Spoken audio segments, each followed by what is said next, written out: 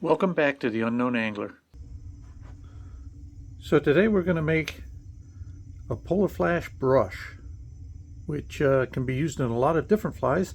I'm going to actually use it in a craftfur baitfish because I'm going to tie that a little differently. I'll show you how to tie that a little bit later on, but you can see all that nice Polarflash underneath, and there's an underneath section in there, and that's what we're going to do. We're going to make that Polarflash brush in order to make that fly. But you can use this in a lot of different things. The nice thing about making a Polarflash brush is you can make it in any color you want and any size you want.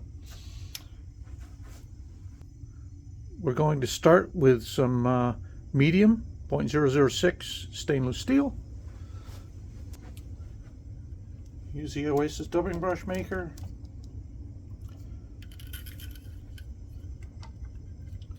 If you push this side in and put some tension on the wire,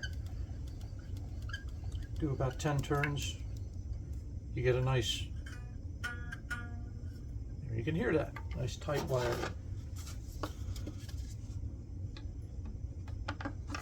And all set up. Now I'm going to use my block here, and I'm going to show how to make this. I'm going to put another video. I'm going to set this to 1.5 inches. I'm actually going to make this out of, this is the Pearl Polarflash.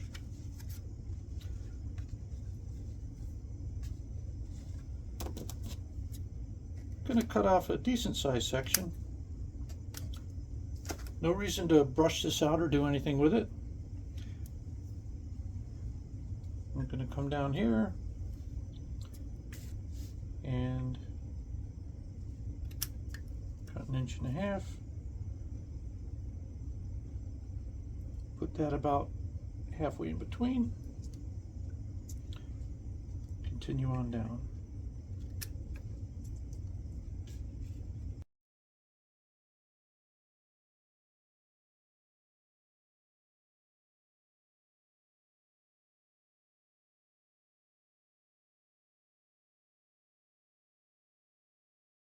Okay, so once you're done laying the Polarflash down, now you can spread it out a little bit.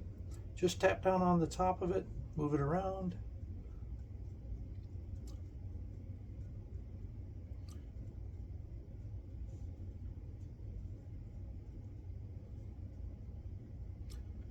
Just try to fill in all the gaps and try not to leave any place just too much of it in any one place. And I like to tap down on top of it and not try to spread it out. It seems to work the best for covering most of the wire. And what you want to do, add a little wax to the wire. I like to use this Wilson wax. Hopefully that's still available. I've had this forever, and I've made a lot of brushes with it. Any wax will do. Any fly tying wax anyway. Lift up on it, put it on the hook, and then let it go real quick, putting pressure on it. Put pressure on with your finger, spin this end. You've seen me do this multiple times. Now we've locked down one end. I'm going to go to the other end. Put 10 turns on it to lock that down. Pull this out. I'm going to turn this up just a little bit to see what I've got as far as, and now you can actually straighten some of these out a little, but I wouldn't try too hard, because basically, unless there's something way out of whack, you're going to do more harm than good trying to straighten it out at this point. And that looks pretty good.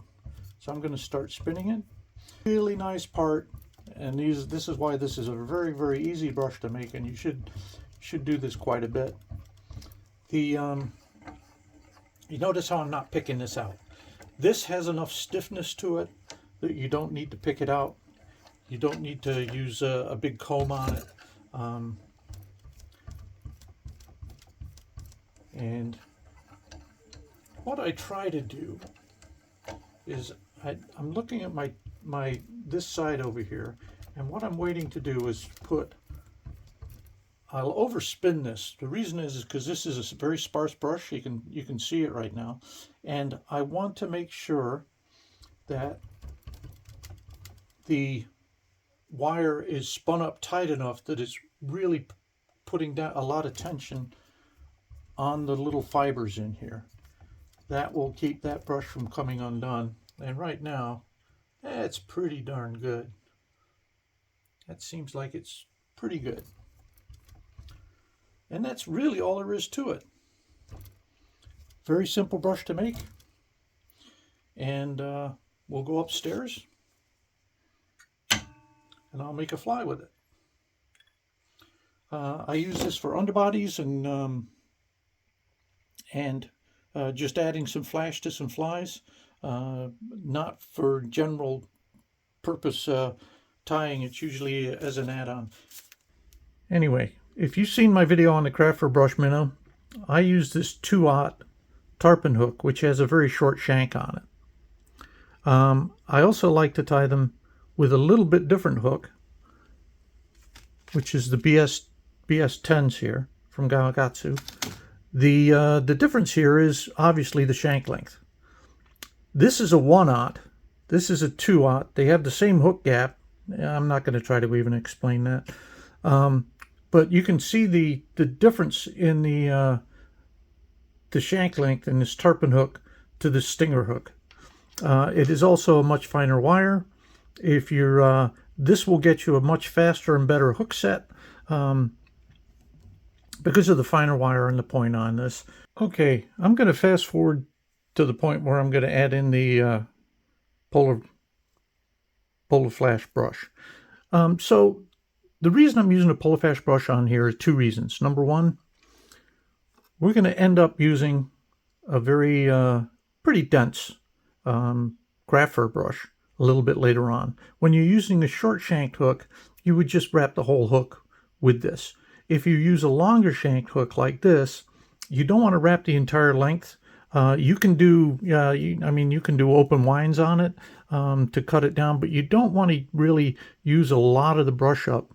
And also, this will add a lot of flash. It also does a third thing. It adds a lot of flash to the fly, but it also creates a nice cone effect in the back of the fly, which holds the craftfur fibers over it, as well as the the EP fibers underneath.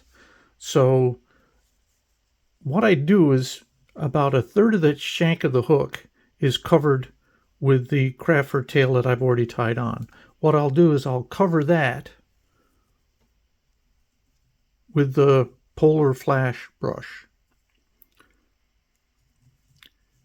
And you want to make a couple of turns, and you want to try to make sure that they don't have to be nice tight turns. They can be relatively open.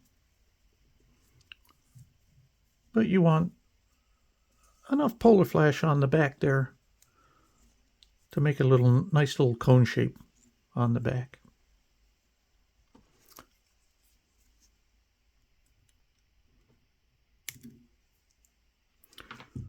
And you want to pull all that back. Do a couple of wraps. And you can see how you have a very nice complementary to the brush that you're about to put on the front. The difference here is Polarflash is not going to hold any water or not much water at all. Whereas the craftfur brush, they do tend to get saturated, so this is a much less dense fly. And in the water, it's also less heavy when you go to cast it when it's covered in water. You can get that first couple of false casts off to dry it out a little bit so you can get it actually moving in the air. Like I said,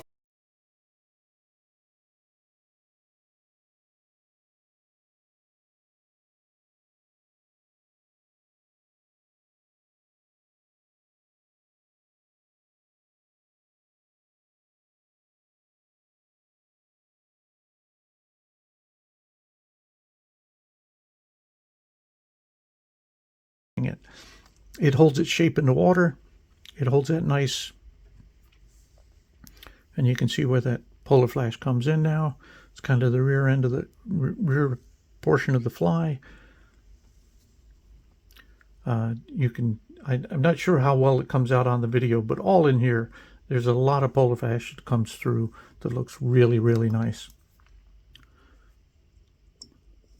Not only that, you're not using quite as much of the brush up on the fly. It doesn't need, excuse me, you're not using quite as much of the craftfur brush up on the fly, and it doesn't really need that much, as you can tell from looking at it here. Really. So I fast forwarded to the end here. You can go back and take a look at the, but I just wanted to show you what this looks like under some UV light. This actually has a beautiful silhouette in the water, and like I said, the Polarflash brush, I don't know whether you can see that in the back there, but it gives you a nice rounded area in the back. It kind of cones it out in the back, nice flat on the front. Makes for a really, really nice fly.